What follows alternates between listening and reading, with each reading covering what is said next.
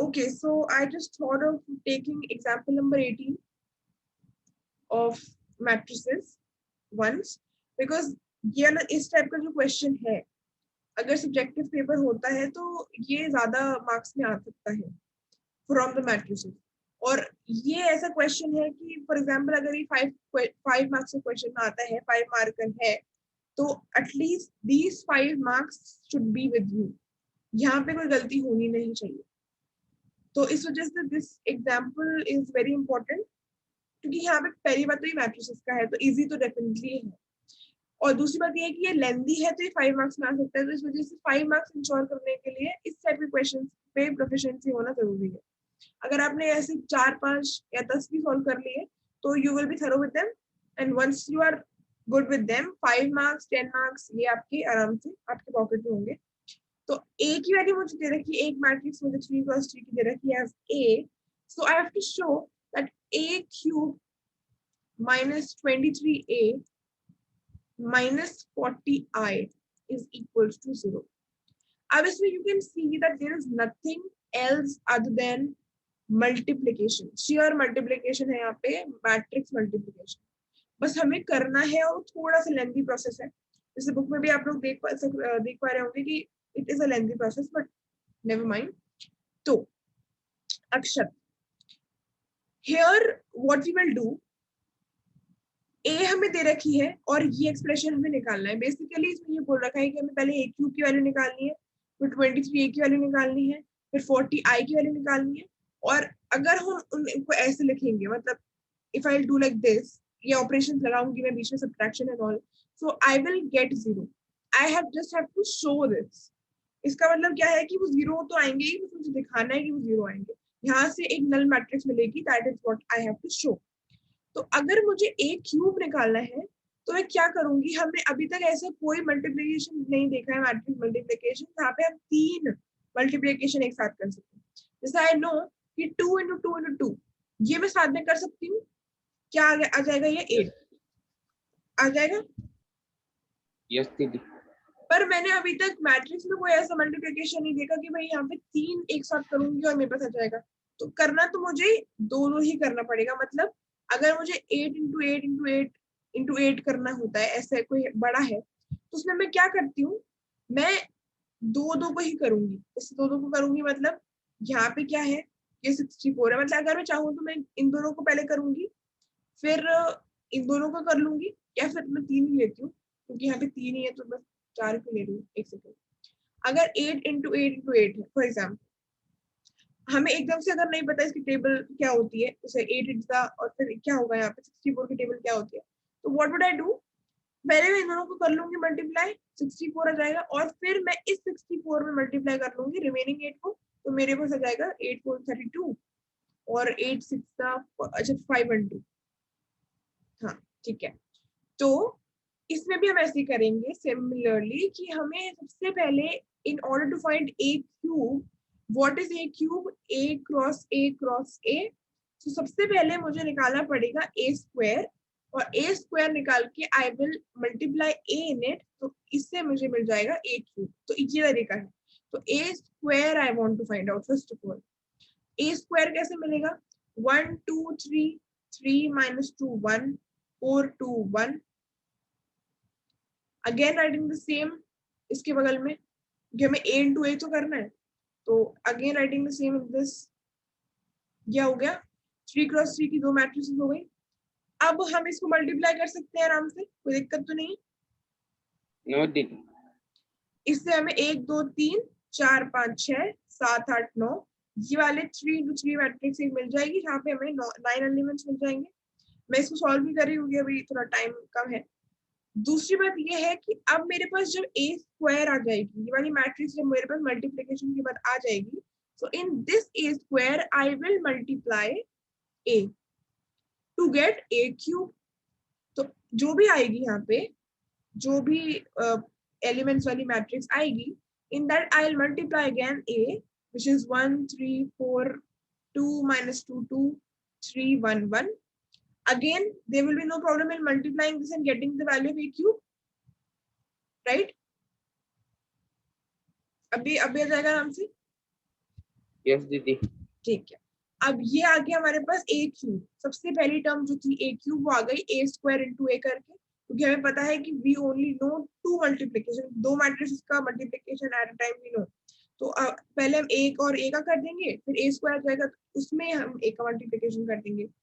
Talking about the next step, अब हमें ए cube तो मिल गया, अब हमें चाहिए -23a, तो ये तो बहुत ईजी है।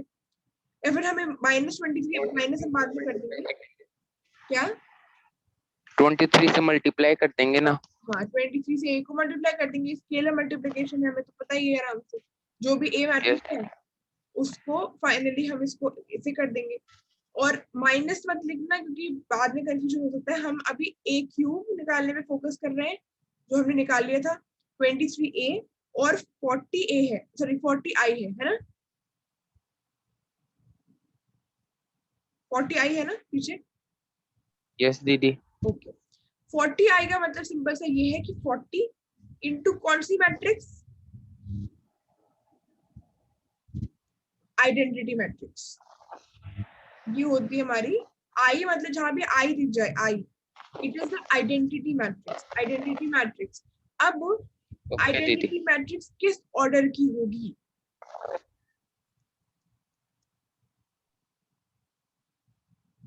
थ्री क्रॉस थ्री की। क्यों? क्योंकि अभी तक, क्योंकि एक सेकेंड मैं बताती हूँ क्यों होगी। तो आइडेंटिटी मैट्रिक्स क्या होती है बताओ? 0 1 0 0 0 1 0 0 0 1। ये आइडेंटिटी मैट्रिक्स हो गई, नॉर्मल स्केलर मल्टीप्लिकेशन कर देंगे। तो अब ये बताओ मुझे कि ये ऑर्डर यहाँ पे 3 क्रॉस 3 क्यों है? क्योंकि दीदी ए जो ए मैट्रिक्स है ना उसमें भी 3 into 3 है। तुम्हारी आवाज नहीं आई ढंग से। दीदी बाकी के अपन जो मैट्रिक्स कर रहे हैं ना, ए मैट्रिक्स भी है, वो भी 3 into 3 ऑर्डर की है। ओके, तो इसका ऑर्डर 3 होना कंपल्सरी क्यों है? मतलब फिर भी मेरा सैटिस्फैक्टरी आंसर नहीं मिला मुझे। मैंने अभी भी बताया था, पिछले क्वेश्चन में बताया था आई थिंक, यहाँ पे नहीं, एक मिनट, यहाँ पे बताया था ये कि x का ऑर्डर 3 क्रॉस 2 ही क्यों होगा।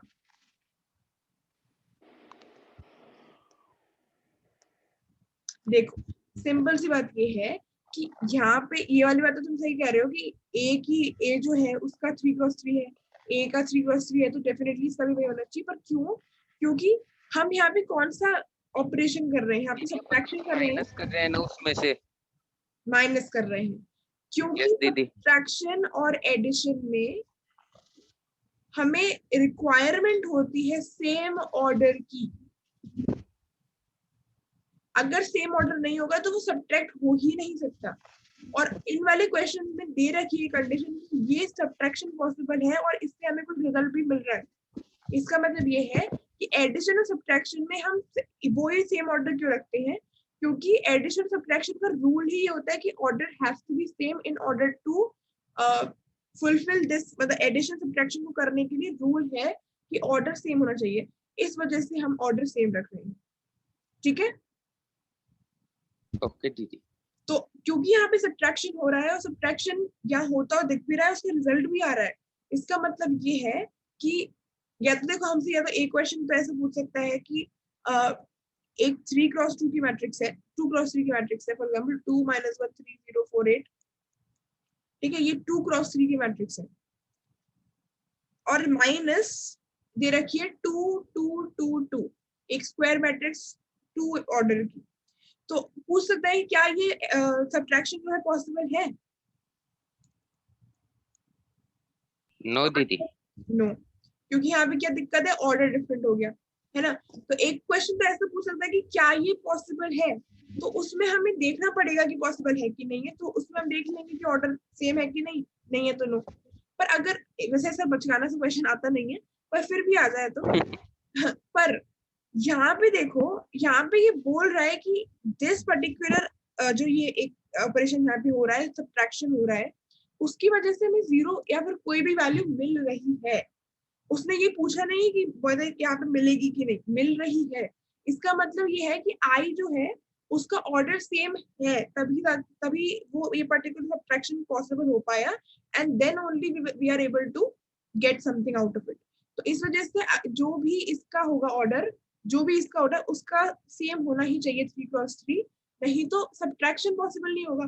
पर यहाँ पे दे रखा है सब्ट्रैक्शन पॉसिबल है, तो इस वजह से ऑर्डर सेम होना चाहिए, क्योंकि सब्ट्रैक्शन और एडिशन में रिक्विसाइट प्री रिक्विसाइट कंडीशन या रूल जो भी है वो होता है ऑर्डर शुड बी सेम। तो ये वाली बात समझ में आ गई? यस दीदी। ओके, तो this is how your example number 18 will be solved. अब तुम इसको पूरा ढंग से सॉल्व करना, मैंने तो भी किया नहीं था, but you will have to solve it. And ये वाले जो भी है इसी टाइप के। दीदी आप पेज नंबर एक बार 79 ओपन करो। 79, एक सेकंड, बस एक सेकंड रुकना। और 15, 16, 17 भी इसी टाइप के क्वेश्चंस हैं, तो इनको भी ट्राई करना। ओके 79। ओके यस दीदी।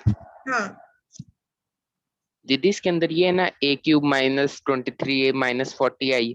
हाँ तो दीदी आप इसके अंदर आइडेंटिटी लिख रखी है ना हाँ। a, तो इसके अंदर दीदी बीच में देखो -6 है, -2 -1।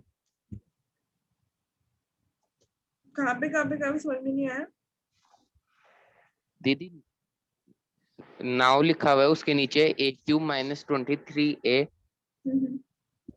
माइनस 40i, हाँ उसके आगे आइडेंटिटी लिखी हुई है 63 46 69।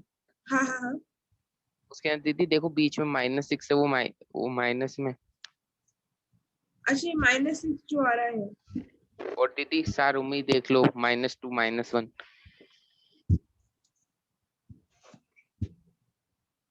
एक मिनट।